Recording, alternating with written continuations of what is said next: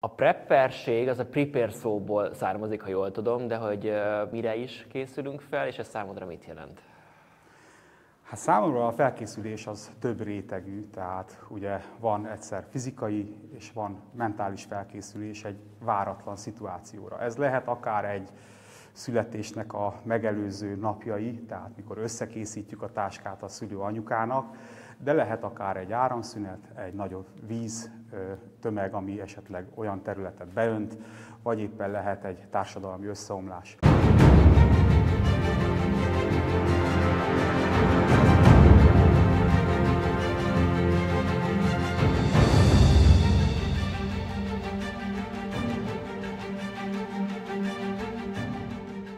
A legtöbb ilyen felkészülésre különböző eszközök illenek, hogy meglegyenek, és hát az embernek föl kell mérnie, hogy melyik az a terület, ami számára kockázatot jelent. Alapvetően ez inkább egy fizikális, mentális felkészülés, vagy pedig ennek az egyvelege? Hát azt kell mondjam, hogy ennek az egyvelege, hiszen ha csak fizikailag vagy fölkészülve, és nincsen hozzá tudásod, hogy használd, akkor hiába van neked egy víztisztító eszközöd, nem fogod tudni használni a víz esetén, ezért azoknak el kell sajátítani a használatát, hogy azt te valóban tud hasznosítani. A mentális felkészülés leginkább arról szól, hogy ne ijedjél meg, mikor megtörténik egy dolog. Jobb, hogyha előtte rád ezt mondjuk egy egészségügyi probléma, hogy bizony érdemes volna foglalkozni a testemmel, mint mikor egy mentőautó vízbe, akkor már lehet, hogy késő lesz. Tehát én azt gondolom, hogy ez nem ijesztegetésről szól, hanem felkészülésről. Mert ha te felkészült vagy, akkor nem fogsz megijedni, mikor jön a helyzet, és nem pánikból fogsz cselekedni. Ez a legfontosabb, hogy mikor ér egy váratlan helyzet, akkor ne pánikolj be. Tudd, hogy mi hol van. Ha nincs is összekészítve mindenféle lehetőségre eszköz, legyen egy listád, hogy egy árvíz esetén mi az, ami fontos nekem, vagy éppen egy társadalmi összeomlásnál. A prepper közönség egyébként így Magyarországon mekkorának számít, akár az egész világhoz képest? A prepper közösség egyre növekvő, hiszen a világ helyzete egyre jobban indokolja azt, és a legtöbb felelős családapa, felelős ember, az gondoskodik arról, hogy ha esetleg beüt a krak bármilyen területen. A közösség létszáma egyre inkább növekszik, de a közösségekben is vannak eltérések, hiszen nem mindenkinek hasonló az adottsága, például egy panel rengetegben lakó prepper, annak teljesen más dologra kell készülnie, mint mondjuk aki egy vidéken, egy elhagyatott helyen él. Leginkább azok a helyek, az ilyen elhagyatottabb helyek, azok fognak biztosítani helyszínt, nyugalmat, biztonságot azoknak, akik sűrű lakott környezetben laknak. Alapvetően a kütyüknek a halmozása az mennyire lett egy ilyen hobbi nálad? Hát nálam mindenképpen hobbi lett, de szerintem sokan így vannak különböző dolgokkal, ami úgymond az életét befolyásolja, illetve foglalkoztatja. Így aztán én nem peca dolgokra, bár egyébként vannak azok is, hiszen az is egy prepper cucc. Nem ilyen dolgokra költöm a pénzemet, hanem olyan dolgokra, amik segítik esetlegesen egy ilyen túlélő helyzetnek a megoldását. És hát ugye a csatornámon vannak olyan eszközbemutatók is, amik pont másoknak a eligazodását segítik, vannak köztük olcsóbb, de használható, illetve drágább kütyük is. Úgyhogy, mint a gazdasági életnek, ez egy része, hogy ahol kereslet van, ott kínálat is lesz, és engem megkeresett több cég is, hogy mutassam be ezeket az eszközöket. Szerinted a prepper kultúra mennyire vesz komolyan egy ilyen 72 órás csomag összeállítására való felkészülést, mint amire most felszólít az EU? Én szerintem ez nem izgatja fel a preppereket már, hiszen ezen az izgalmon már, mint ahogy korábban említettem, mi már túl vagyunk. Tehát mi úgymond bebiztosítottuk magunkat, biztonságban érezzük. 72 órára szerintem a legtöbb túrázó is biztonságban érzi magát, hiszen tudja, hogy mit kell belepakolni a csomagjába, hogyha elmegy egy 3 napos túrára. Tehát igazából én azt gondolom, hogy azoknak az embereknek érdekesebb inkább ez a felszólítás, akik egyébként benne a belvárosban, a pizzériából étkeznek, reggeliznek, étterembe étkeznek, és tulajdonképpen nekik nincs otthon semmi. És bár jó esetben, hogyha mondjuk cukorbeteg, akkor tudja azt, hogy mi a felkészülésnek a menete, hiszen egy cukorbeteg azért jó esetben tart magánál mindig egy hétnyi inzulint, de alapesetben szerintem az a tendencia, hogy szerintem erre a lakosságnak a nagy része fel van készülve egy 72 órás bármilyen, akár egy áramszünetre is. Jó, ez itt most kitérhetnék mindenféle, mondjuk aki apnoés és légzéssegítőt használ otthon, mert persze, alapesetben ezek speciális dolgok, de ott lesz a legtöbb probléma.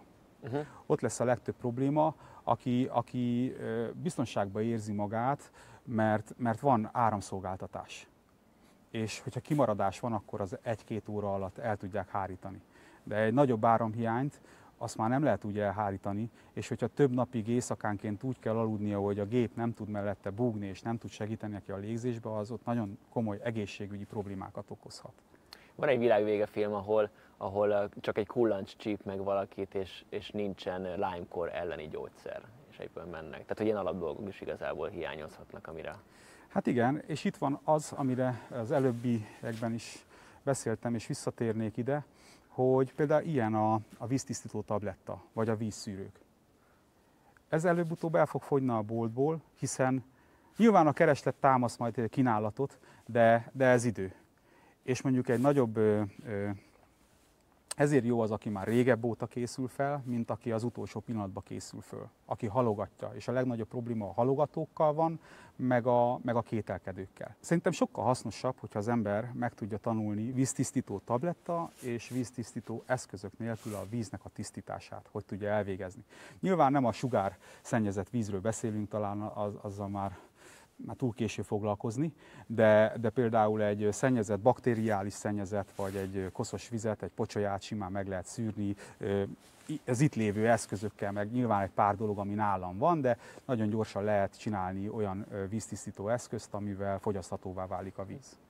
Itt még visszatérve az elejére, az első kérdésre, mondhatjuk, hogy az inger küszöbötök az picit máshol van? Tehát, vagy mennyire követitek, inkább úgy kérdezem, hogy mennyire reagáltok ugyanúgy egy ilyen hírre, mint mondjuk egy átlag állampolgár. Ti ezt már jobban tudjátok, jobban követitek, jobban mögé láttok esetleg az ilyen döntéseknek?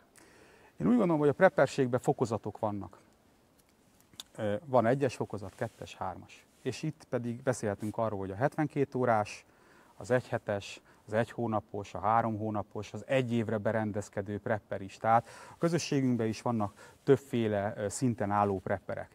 És nyilván egy ilyen 1-es küszöb az nem fogja annyira meghatni egy preppernek az életét, hiszen arra föl van készülve. Tehát tulajdonképpen mi a preppereket mondhatjuk úgy is, hogy előrelátók. Tehát nem csak készülők, hanem előre látják az eseményeket, és egy bizonyos szintig szimulálnak különböző helyzeteket. Meglévő tapasztalatokból, információkból, illetve agymunkával, hogy az én közvetlen környezetemben egy olyan vészeset, az mit okoz. Tehát ha például mellettem kigyullad a ház, megvan a terved, hogy mit csinálj? Nekünk megvan. Ukrán napi katonai csomag. Tehát... Ja, amit most látunk nálad, az van? Így van, ez egy ukrán egynapi kajacsomag. Ezt akarom most leforgatni. Hát a felderítéshez szükséges, és nem árt egy kis drón is. Na.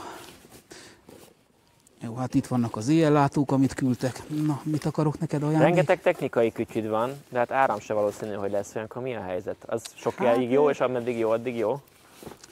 Ugye mindig attól függ, hogy ez a 3 nap hol ér téged, illetve miért téged.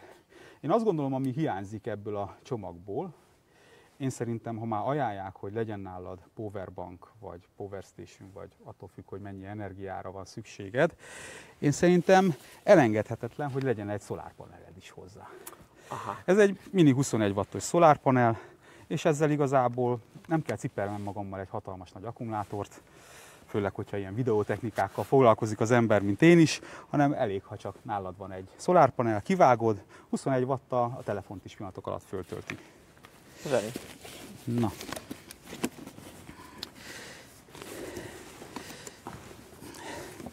Hát a legfontosabb az mindig a víz. Remélem, ti hoztatok. Kocsiban, persze. A kocsiban van, értem, akkor ti nem vagytok annyira felkészültek. Annyira nem? De nálam itt van a táska. Mondanám, hogy megkínálok, de majd a vész esetben szóljatok, jó? Jó.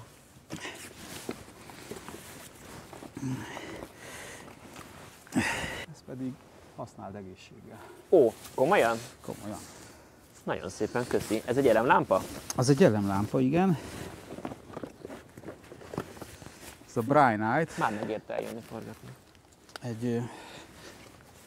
Amúgy az a durva, hogy például ebből a csomagból, amit itt javasoltak, az például nekem pont ez. Ilyen alapdolgok. Ilyen. Bicska van, kaja Hát a van. telefonod nálad van. Elemlámpán például, oké, persze. De ez például ez több ideig bírja. egy aranyos kis lámpa, egy 21700-as 5000 mAh akkumulátor van benne. Mondjuk a töltése az... Nem, ennek nem. Jó. Azt hiszem, hogy powerbankként is működik az elemlámpa. Wow. Úgy emlékszem. Egy TR lencsés, nagy fényerejű, shieldre is fölrakható, mert te használsz ilyen shieldet. Aha. Mindjárt van egy fejlámpát. Kicsit nehéz, de tehát sokszor a kezednek Jó, hát szabadnak ennyit kell lenni. még azért elbírok. Ennyit kibírsz, nem? Igen. Egyébként is két irányból, vagy várjál? Nem, így jobb lesz az egyensúlya. Mert talán bejebb lehet rakni, nem lóg annyira elére. Hát ez zseni, akkor mehetünk a bunkerbe. Jó. Na. Akkumulátoros, töltő, kis forci, és ha igen, hát nekem így küldik, hogy kereskedelmi forgalomban nem hozható. Ha jól emlékszem, ennek mágneses a hátulja, csak rozsdás vasra ne ragd. Akkor alig tudod. Nagyon szépen köszi. Szívesen. Menjünk be. Fejre vigyázz, mert itt lehetnek. Hol vagyunk most pontosan? Ilyen helyekre fognak bemenekülni majd az emberek? Hogyha Hát... nincs egy saját óvóhelyük? Igen, lesznek emberek, akik ilyen helyre fognak bemenekülni.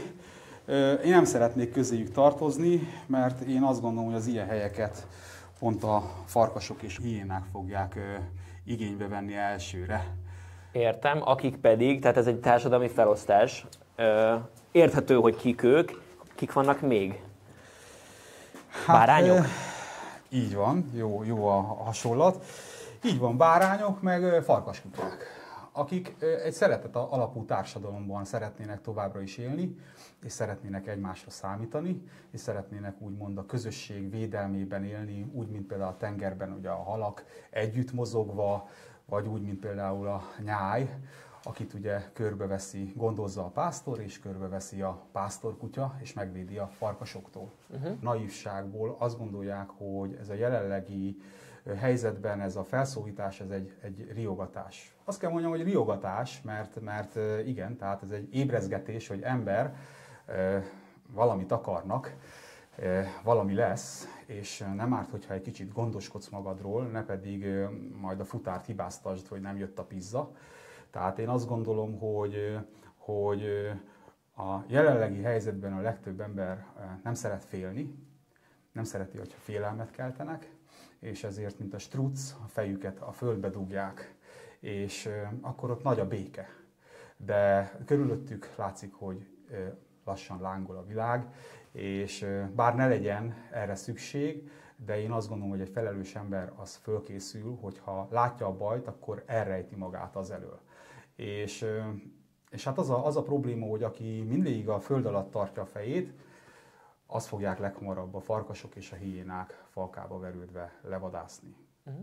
Ez egy híradós bázis volt még a megszállás alatt, a szovjet időkben, és most azt hiszem a légtechnika teremben vagyunk, itt voltak azok az eszközök, amik az egész létesítménynek a levegőjéért feleltek, és innen ment mindenfelé a levegő. Ez egy jó ideje, ugye, ahogy a oroszok elvonultak, igazából onnantól ez pusztul, nincs körbezárva, a balesetveszélyes romok azok el lettek már szállítva. Itt is érhet baleset, úgyhogy figyelni kell a lábad alá. Hát ez jelenleg most, mint ahogy látjátok a graffitikből, ez fiataloknak egy ilyen kedvelt, ilyen brancsós területe. Oké. Mit vesztünk el a mindennapi kényelemből, és hogy jutunk el teljesen a Maslow piramis aljára? Hát tulajdonképpen ez az, amit mi is úgymond kockázatelemzésnek hívunk, és megvizsgáljuk, hogy a saját környezetünktől a széles társadalmi rétegekig mondjuk egy leépülés az mit hozhat számunkra, vagy a családtagjainkra. Mit vesztünk el először a társadalom tetején? Közigazgatás, az áram, tehát hogy honnan kezdünk el leépülni teljesen? Hát a forgatókönyvtől függ. Tehát, hogyha most Paksba belerepül egy meteorit, egy nagy része kipusztul, és mondjuk itt Pesten túlélünk, akkor nyilván föl lehet készülni, hogy áramszolgáltatás nem lesz. De ettől sokkal gyengébb helyzetek is adódhatnak, de mondjuk, hogyha arra célzol, vagy arra gondolunk, hogy mondjuk egy hosszabb társadalmi leépülés, mert azért itt nem az van, hogy egyik napról a másik napra elkezdik fosztogatni a boltokat, bár azért láttuk a Covid idején is, hogy azért történt egy-két érdekes dolog, illetve ilyenkor az emberek kétségbe vannak esve, mert nem készültek, kétségbe vannak esve, és meg akarják szerezni a családjuknak azt, amire nem készültek föl. Tehát így az élelmiszer, az innivaló, a WC papír, és ez meg az. És ilyenkor agresszívabbé válik az ember, sokkal jobban fel van fokozva az érzelmi állapota, és sokszor nem helyes döntéseket hoz. A preppereknek, és akkor itt kitérhetünk arra, hogy mi a legfontosabb talán egy preppernek, hogy megőrizze a nyugalmát, hogy mentálisan föl legyen készülve. Tudja az, hogy mihez kell nyúlni egy adott helyzetbe. Van A, B, C, D és E forgatókönyv, azoknak van A, B, C, D és E listája, hogy mi az, ami fontos, hogy nálad legyen. És azt nem kell mind belenyomni egy táskába, mert mindent nem tudsz magaddal vinni, viszont tudd, hogy hol van. És a rendszerezés az egy nagyon fontos dolog. Akár így az élelmiszerben, hogy tudod, hogy mi az, ami le fog járni, ezért rotálod, forgatod, előre kerülnek azok a dolgok, amik az aktuális fogyasztás, és akkor így tudod nézni a jó kis akciókat, és be tudsz úgymond tárazni olyan élelmiszerekből, ami kiméri a zsebedet.